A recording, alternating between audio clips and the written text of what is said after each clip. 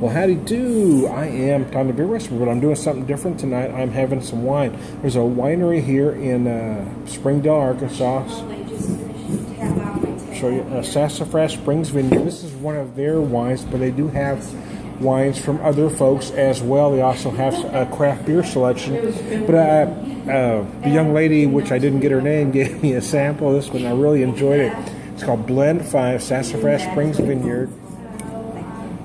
14.4%. It uses, oh gosh, I can't remember what she said now. But they use grapes from Lowell, Arkansas. I can't remember the variety. The variety from Lowell? Chamberson, that's it. Chamberson from Lowell, and then they use Syrah from Washington State. So I was noticing when I had the sample I was getting, I'm always interested when I try wines if I'm close, because I feel like I'm pretty good when I'm doing craft beers. I've been at it for so long.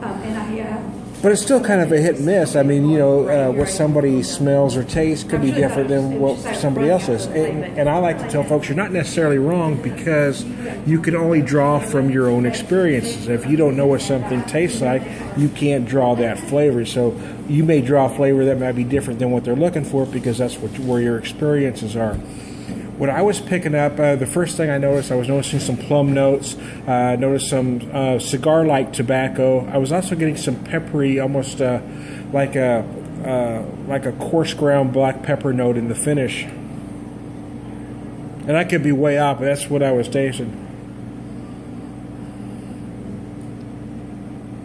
For my, you know, craft beer drinkers palate, which may not be as refined as a wine drinker's.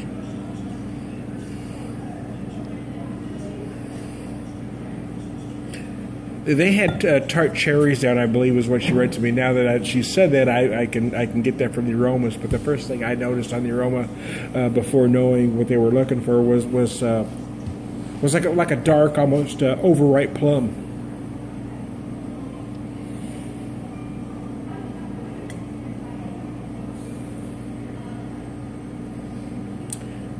Finish is nice and pleasantly dry.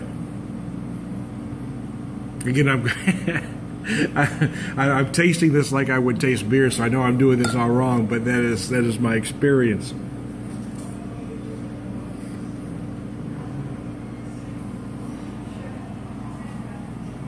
Yeah, you know what?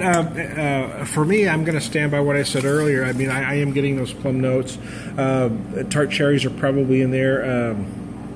I am getting that cigar-like tobacco, and I say that specifically because there's a difference between cigar tobacco and pipe tobacco, and I'm feeling it feels more like a cigar tobacco kind of flavor going on. I am getting some peppery notes in the finish, almost like a coarse ground black pepper.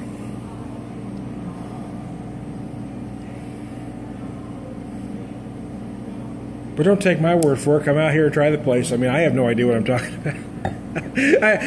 She gave me a couple samples. This one really stood out to me. It tasted nice. It worked for my palate, so I decided I'd order a glass and relax, because I had a few minutes to kill, man. So anyways, hey, I am Tom the Beer Whisperer. I'm trying to be the wine whisperer tonight, and we'll talk to you later.